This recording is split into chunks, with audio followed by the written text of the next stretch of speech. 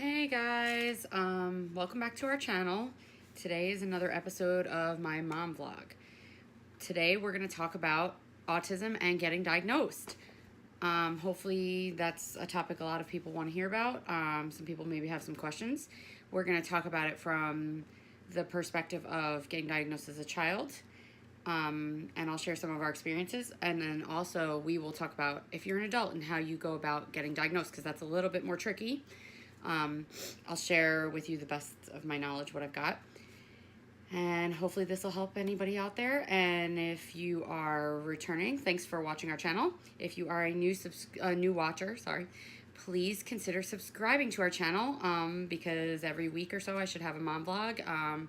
Once a week we also do autism challenges, where Bethany challenges herself and pushes past her sensory issues and whatever else we come up with. So here we go. When you are a child, this is pretty common. Like, as children go to the pediatrician, they do developmental screenings, which is basically like they observe the child a little bit, but they also ask the parent questions as far as the child's development. Are they, doing well with eating? Are they speaking or trying to babble? Are they doing things like crawling, rolling, sitting up, mimicking things, smiling, laughing, different developmental milestones. They usually check these things at 9 months, 18 months, 24 or 30 months, different points. So it's mostly questions from the doctor. Okay, so they are technically, I don't know if all doctors are doing this. Technically, they're supposed to screen for ASD, Autism Spectrum Disorder, at 18 months and 24 months. I'm not exactly sure if all doctors do it, or maybe they just do it without telling you and kind of look for different signs. It's probably the case. And then additional screening might be needed if there is a history, like if another sibling has autism, or a parent, some family member. So they'll or also if they're displaying behaviors. So, visitor. So,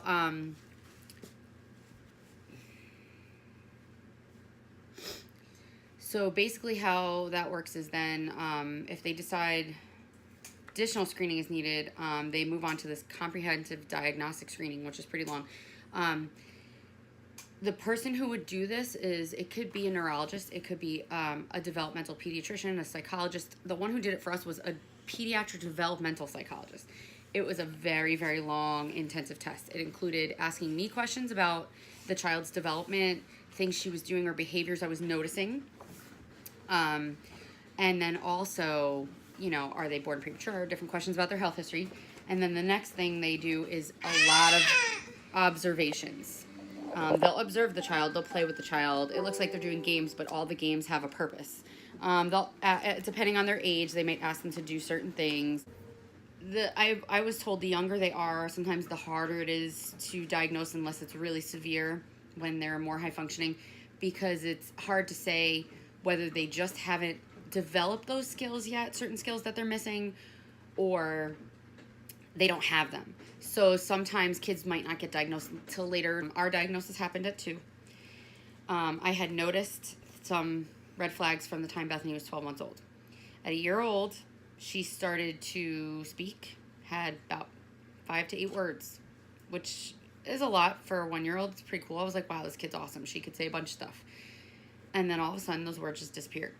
So I'm like, well, what's going on? Now she's not speaking. And instead of speaking, she wasn't even babbling. She was screaming. She would just sit on the floor and scream and throw these epic meltdowns, because she couldn't communicate, because she wasn't pointing. Some kids will look at something to show you they want it. She wasn't necessarily doing that. So I started to have concerns, and I mentioned this to the pediatrician. He thought I was just worrying too much. So, okay, I'm being crazy. I'm too worried. There's nothing wrong with her. But then at the same time, I had this mommy instinct that there was something. Because she also had some other issues. Bethany has hypotonia, which is low muscle tone. She was born with it. It's a genetic thing in our family. My niece has it, but it's not severe. It's not that can come from multiple things. Hers wasn't one of the kinds that comes from something severe like muscular dystrophy or something serious, SMA, whatever. Hers was just, it turns out hers is hypotonia of unknown origin, and it's just improving with age. So we already had her in physical therapy for that, and I was just kind of on alert. Something wasn't right. We started to know she had issues with sensory, which, looking back, I should have known that earlier on. She could not take a bath. She would scream bloody murder anytime you put her in the bath, but I thought, this baby just hates being bathed. I mean, I had to be in the tub with her and hold her. The screaming, the crying, bathing her was torturous. So there was some other thing, like, you know, and at the beginning of life, she didn't tolerate touch a lot. There was a lot of red flags that we saw later on, now looking back. But at the time, it was just certain things. She was very different about food and textures, some of which we started to think maybe was her hypotonia, her low muscle tone, maybe trouble chewing. But the meltdowns, the different things started to progress. She started to bite, which people are like, oh, some kids are biters. Not to the degree that it was getting. She would bite me. She would bite her twin. We were covered in bite marks. One time she got a hold of my finger, and I thought that was going to be the end of my finger. I was never getting it out of her mouth. She was clamped down so hard. I was like, can a kid actually bite off your finger? I was freaking out. So we're at a well check with the pediatrician. I'm saying to him, I'm kind of worried. Something's not right. She's having these epic meltdowns. The speech is just not coming. She's now 2. I still have no speech. I have no babbling. I've got nothing. She just screams at me because I can't figure out what she wants. And I've caught her sitting facing corner rocking. I'm starting to worry. She's lining up objects. You know, something's not right. He was like, oh, you're too worried. But then he starts to check Sarah. Because he, you know, Bethany made eye contact. So he's like, well, she makes eye contact. She smiles. She's engaging. She's fine. So he starts checking Sarah, and he's, you know, checking over her body, doing her well check, and he realizes she's covered in bite marks. They aren't just like little bites. They're mouth prints. You could see Bethany's teeth marks. That's how bad it would be. I would have to pry her off of her. It would get bad. And he gets like a little worried, like, what's that? So I explained to him the biting. And now he's like, this is not just a regular little kid just having bite behaviors. So he's like, okay, well, I don't necessarily think she has autism. I don't think it's anything. But he doesn't believe you can have sensory processing disorder, which is one of the things she has red flags for, without having something else. So we're going to send you to a pediatric developmental psychologist. And for those with kids with sensory processing disorder, I am not saying that you can't have just that and not something else. There's so many things out there. Some people believe you just have that. Some people believe it has to go alongside with something. I am not a doctor. I just know what we were told. And it turned out hers was because of something else. She wasn't just a sensory kid.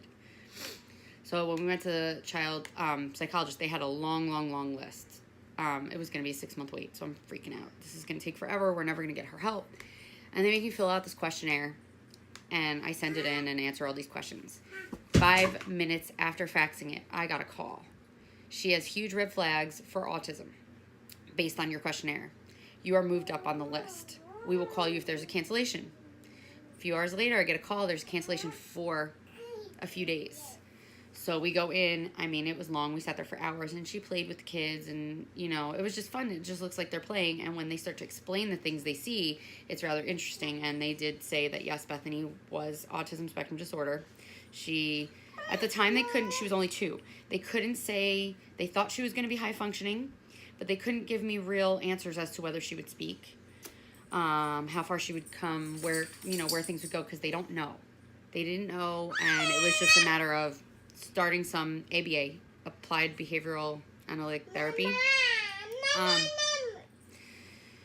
and then some other therapies. So we definitely pushed all that stuff. I worked really hard. And, I mean, she didn't speak until she was 3. But when she started speaking, that kid has big words and says... She tells me definitions of words all the time. She comes out with crazy stuff. She's really awesome. She is very high functioning. I get this comment all the time. Are you sure she has autism? Yeah, because I'm going to make that up because it's fun. Early intervention is definitely key. I am a big believer in, if you feel as a parent something's off, don't let someone talk you down. You know, seek out that professional help. So what if the developmental psychologist said I was wrong? At least I knew. I'm glad we went. It was very interesting.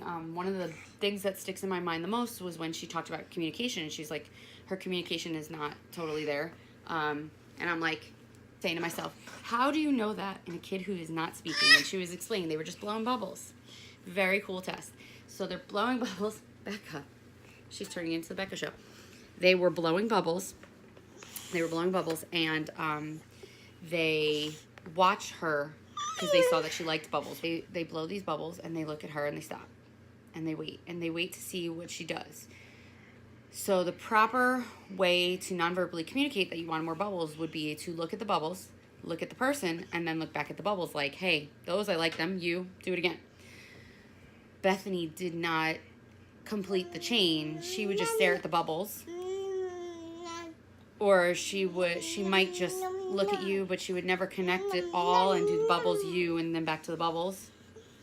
So she had a break in the communication. So that was a flag for them that her communication skills weren't there. She didn't know how to even non-verbally communicate her needs. So it was a very tough road until she did find ways to communicate. Since her communication wasn't there, we did do sign with her. That helped a lot.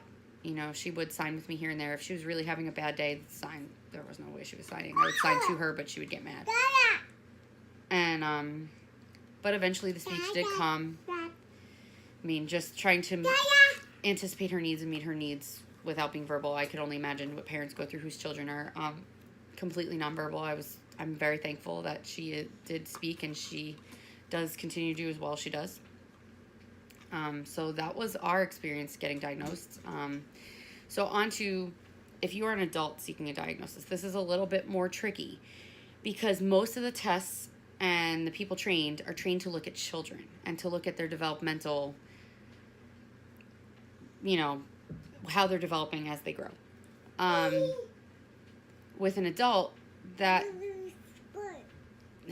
your development as a child, which would have maybe been abnormal, they won't know unless maybe there's someone there who's good memory of what went on, but you're not going to remember. Was I, not speaking? Did I do arm flapping? Whatever. The other trick with that is that as you get older, you learn to camouflage. You learn to adapt and cope with things that you've learned, I guess, over time that you shouldn't do. And so you've adapted a way of doing things a different way, even though maybe that's not comfortable for you, but that's the way it should be done. So some of the things behavior-wise that they should see, they're not going to see. So basically you can talk to your primary care about it, see if they know anyone. Sometimes you can call a pediatric psychologist, a pediatric developmental doctor, whatever. They may see you and help you out. Some of them are willing to do so. If not, maybe they can recommend someone. There are not a lot of autism diagnosis experts out there, especially for adults. So, you can reach out to one of them. Also, a good resource is to call one of your local autism centers and see if they know of anyone and they can call. Or if someone at their center, like some of them have psychologists on staff, that'll help. And maybe they would be willing. Currently, they're working on, I guess, an adult evaluation, but right now they go off the child's one. And a therapist can also talk to you and help you with some of this stuff. They will talk to you about your social difficulties. They will ask you questions about, because they can't necessarily see the behaviors if you're camouflaging or masking. So they may ask you if you have certain kinds of behaviors, and that would be the way to go about getting diagnosed as an adult. It is a little bit more hard. Hopefully in future it will get easier because, there are a lot of people, especially girls, that have been missed and not diagnosed. Because I know with Bethany, if I hadn't have done it so early and caught so many signs, I don't think she'd be getting diagnosed now. Although, then again, maybe she would not be doing all the things she did because we did get early intervention. I'll never know, and I'm glad we don't know. I'm glad we did what we did. So that is getting diagnosed with autism. If you have any comments, questions, and if there's any topics you would like to see me talk about on a future vlog, please let us know. We are open to lots of comments. We love hearing from all our subscribers and all our viewers, even if you're not a subscriber. So consider subscribing and mash that bell so you get alerts to when we do these videos. Thanks for watching.